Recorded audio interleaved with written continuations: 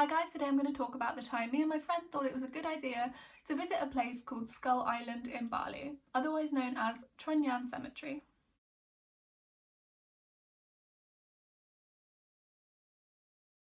I'm an anthropology student, and naturally that means I'm super interested in finding out different ways people express themselves and live their lives that are really different from our own. So there was a Netflix TV show a couple of years ago called Dark Tourist, and the guy there visited Trenyan Cemetery as well, but they portrayed it in more of a spooky kind of light as this skull island that's like haunted, super spooky, and like almost like horror movie vibes. But it was called Dark Tourist, but I think it did amplify those vibes quite a lot. First things first, I think it's important to identify that Trunyan Cemetery is not an actual island. It's located on the shores of Lake Batur, right next to Mount Batur in North Bali, and it's only accessible by boat.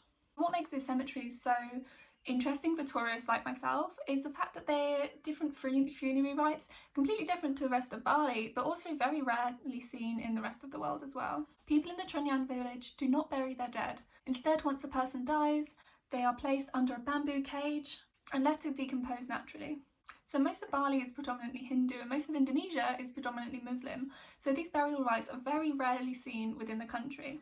Historical records show that the cemetery was there around the 10th century, but experts say that these traditions have been going on long before then. People of the Trunyan village do not bury their dead. Instead, once a person dies, they place them in a bamboo cage in this specific plot in the cemetery that's only accessible by boat, and they are left to decompose naturally under the Trunyan tree.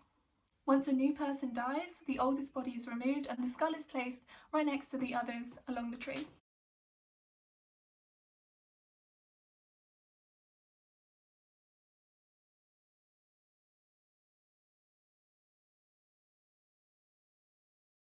So we were travelling around North Bali, and as I said before, a couple of years ago I remembered that I'd watched a programme called Dark Tourism on Netflix, and the presenter had actually visited Trenyan Cemetery there as well. So we stayed in a lovely homestay. It was probably one of the nicest places we'd stayed in while we were there, and it only cost £2 each per night, which was crazy even for Bali prices.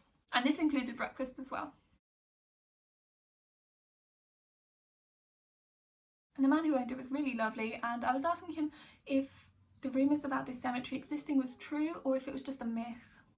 And this guy was more than happy to help, and he was like, I know what you mean. A few tourists I know of have visited as well and asked about it, and I have a friend who owns a boat and will be more than happy to take you. And it was lovely because not only did his friend take us to the cemetery, he was also excellent at English, and he explained the whole history, and afterwards he took us to look at his fish farm, which was really lovely.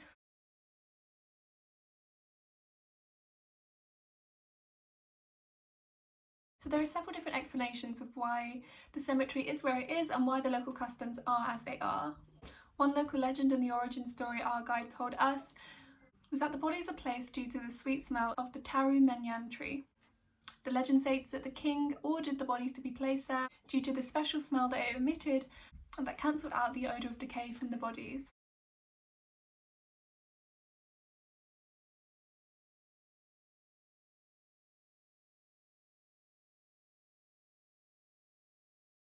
Another local legend says that a long time ago, the tree's smell hypnotised 4 brothers from Surakarta who were spending time on a long voyage across the sea. And when they followed the scent, they arrived at the Trenyan village. One of the brothers fell in love with the guardian spirit of the tree and established a kingdom within the village. And this king is still worshipped today for protecting the village from natural disasters such as earthquakes or Mount Batur, which the village is right next to.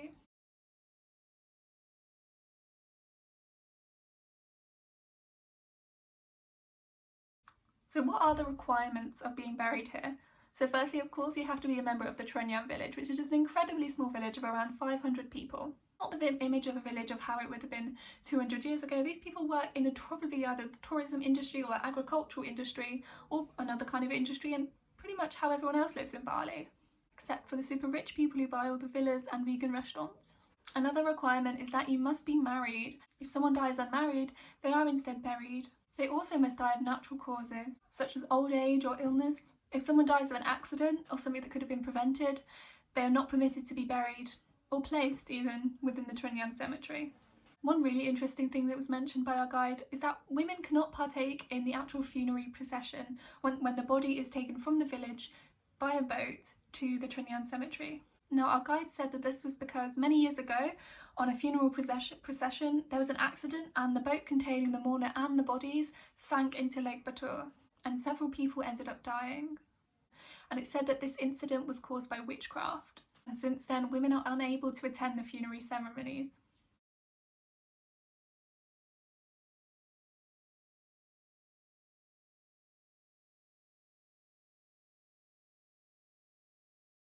It's also said that these bamboo cages that are placed in a triangle kind of structure and covered with leaves predate Hindu Bali, and it's designed as such so that spirits are able to reach the body.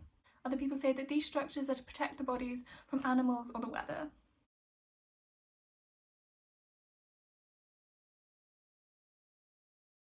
Now, once a person dies and before the body is taken to the cemetery, the body is washed with rainwater and covered in a cloth that leaves the head exposed.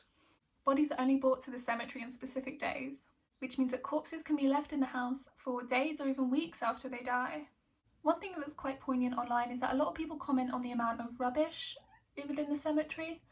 From first glance, that is what it looks like, but after asking, our guide said that these are actually offerings to the bodies of things that might be useful and how they will be able to get to the afterlife. Because of this, you can see several umbrellas, pots, sandals, clothes, money, and all of these things had a purpose and were purposely put there.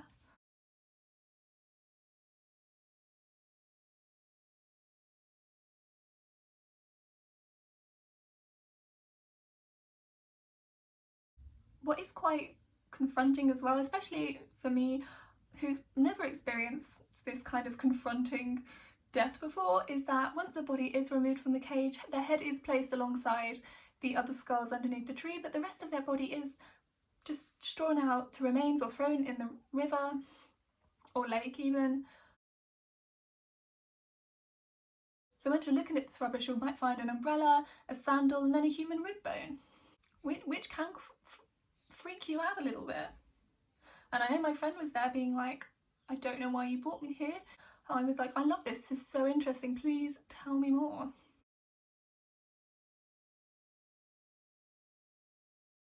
And of course there is a risk when you see things like this where you're looking at another culture and you don't want it to be exploitative, but the cemetery was set up where it does have a tourist information page and the people are more than happy to talk about their rituals. So if you have more information about this cemetery, please tell me, and please comment below if I've got anything wrong, because I really didn't mean to. I just really wanted to share this experience, and I thought it brought up a lot of questions about how we can evaluate our own lives and how we assess death ourselves. I think particularly in the West we're so far away from the concept of death. Even in funerals, bodies are often covered or embalmed, and we're always quite far away from the concept of death.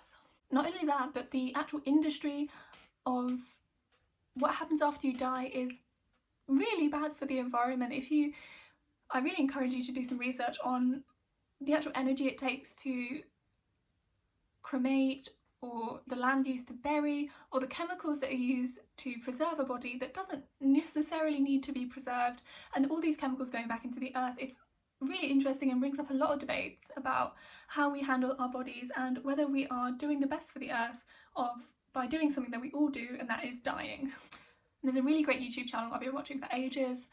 It's called The Good Death on YouTube, and she explains this so well. There's so many videos about this subject and about death and about accepting it and becoming a lot less scary and confronting it and making it something that's beautiful and a part of life as well.